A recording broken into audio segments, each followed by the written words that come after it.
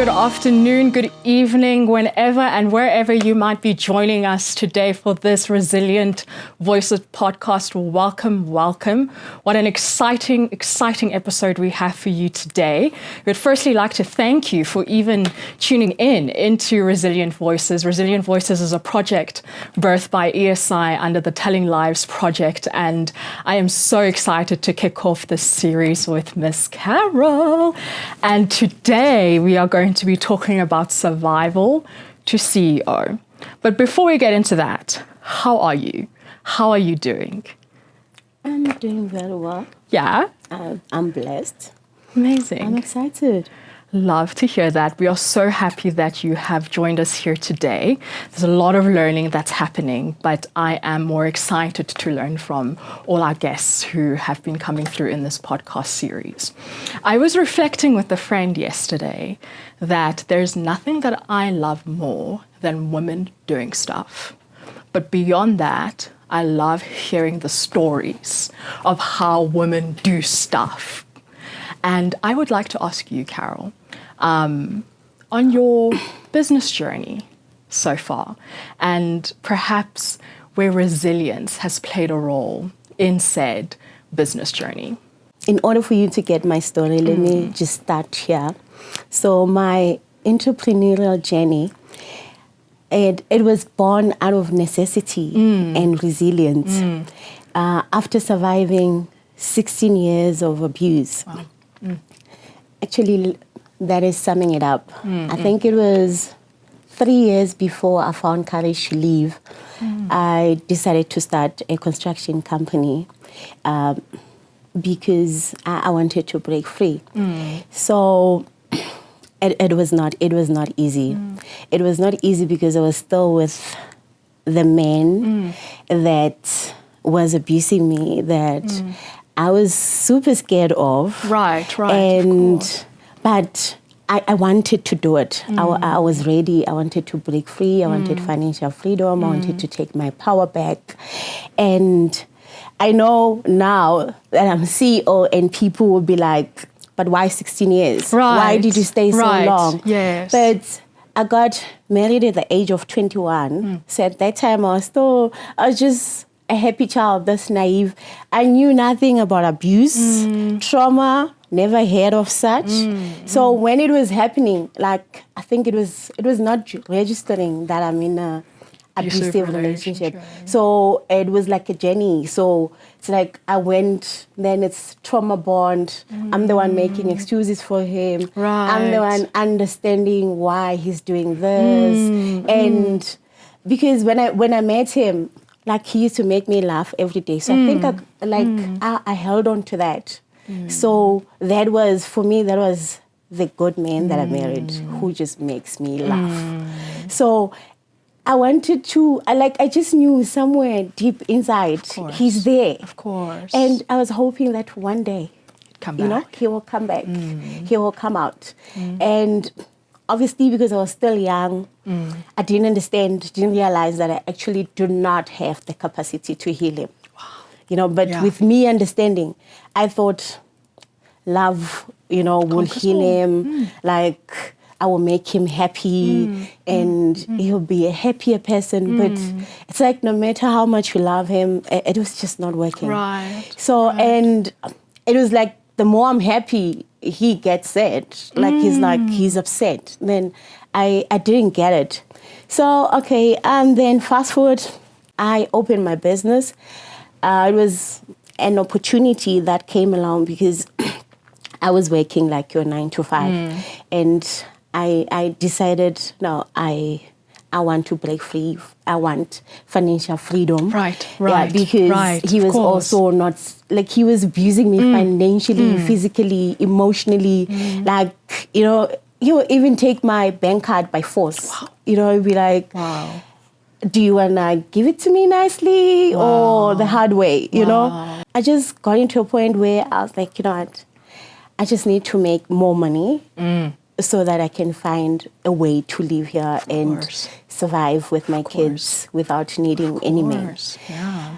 So, but then it was just this thing that was just in me.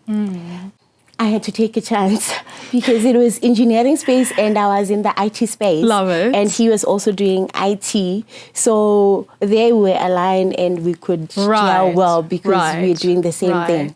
So when I shared with him that I'm thinking of resigning and I'm going to open my business and all of that, he's like, what would you be doing? I'm like, engineering. So he's like, wow. You're not going to do it. Wow. There's no way. You're too soft for engineering. Wow. You're not going to do it. Rather do something in IT so I can help you, whatever. I'm like, no, I want to do engineering.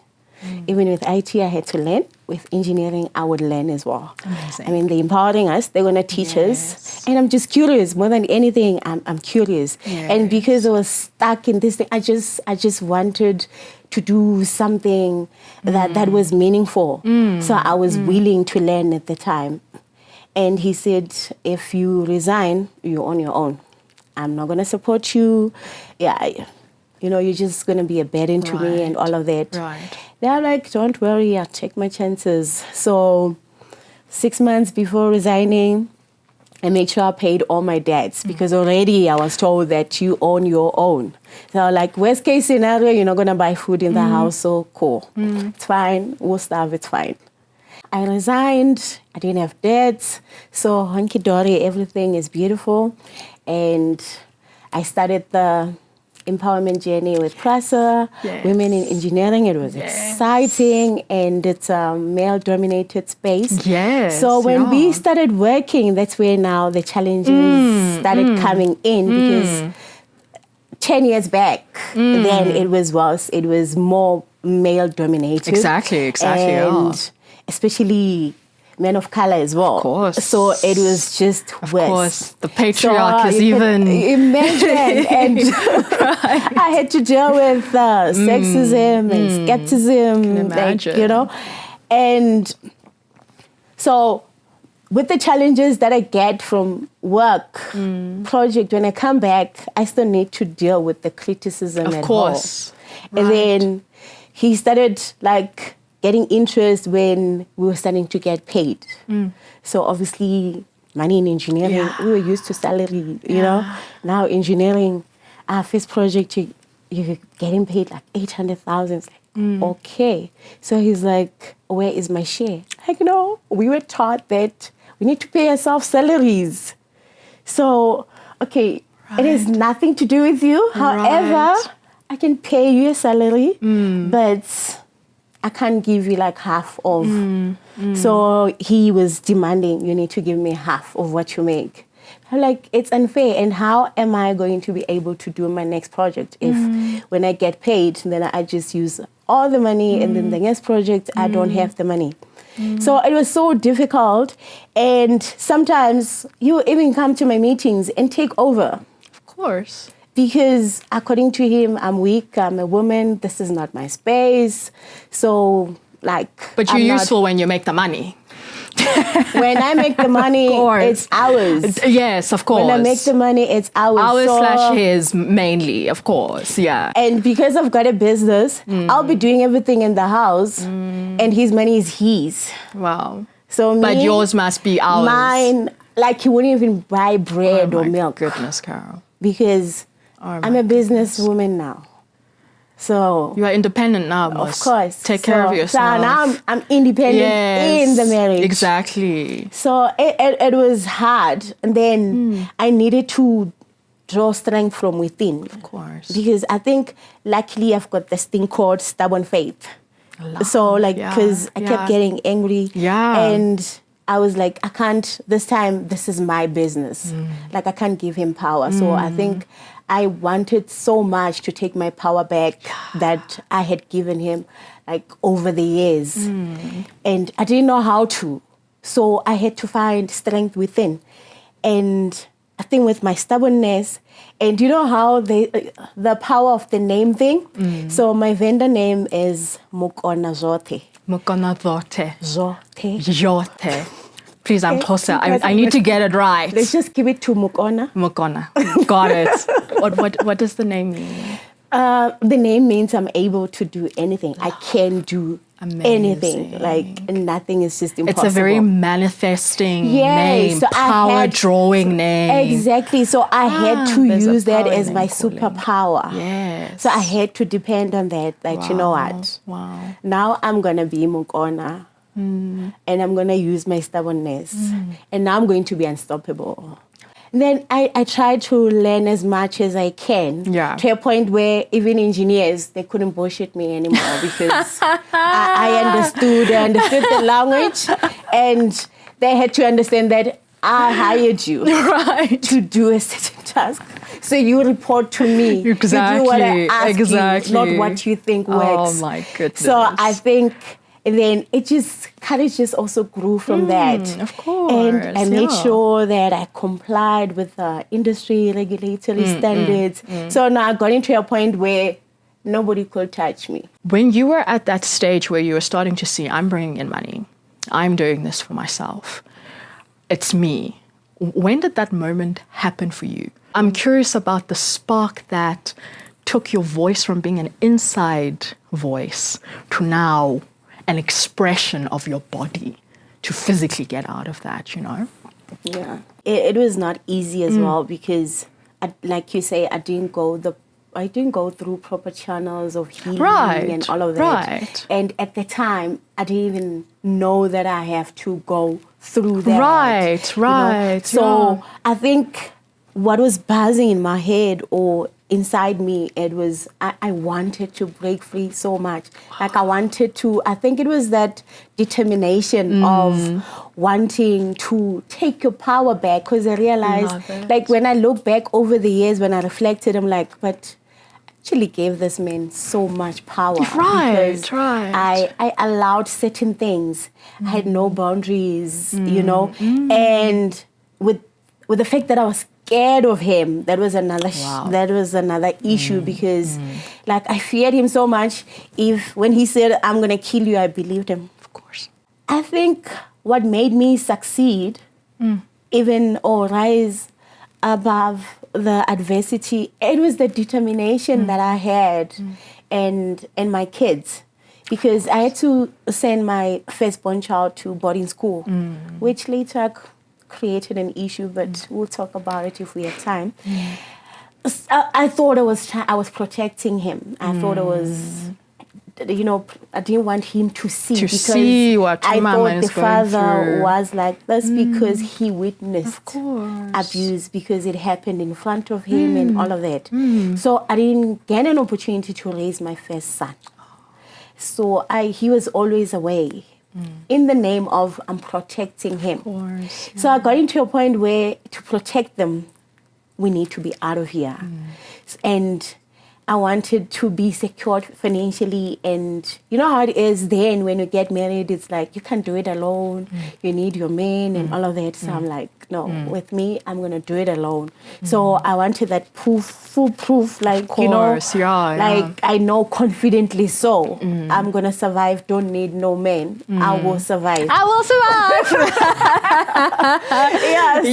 So I would say it was just that determination. And my kids were my drive. And especially for my daughters, I want them to go through. That. And I was like, if I can't fight this, if I don't win this fight, then they already lost. So I think, and realizing that actually they only have me. Because by then I had already lost my father, my mom, and I was the only child, so I didn't have siblings. So I think every time I'll be like, my kids only have me. So it means, and that also created that thing that I couldn't afford to break. So I couldn't afford to break, even if maybe the universe wanted me to. It just couldn't happen. Never gonna happen. Because if it happens, everyone breaks. Everybody unravels, and so it was like it's not. So I think it was the power in me that I didn't know I had.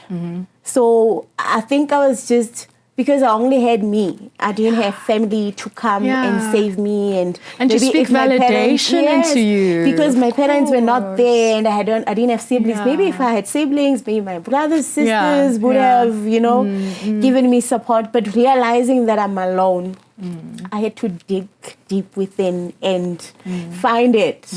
But how do you keep your voice going?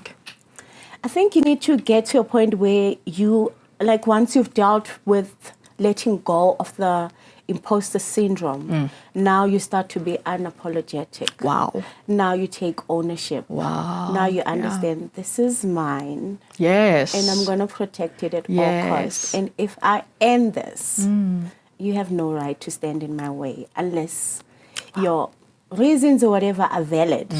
But if it's something else, then you can't stand in my way. So I think that's what I like, and I had to gain the confidence in that space, in the industry.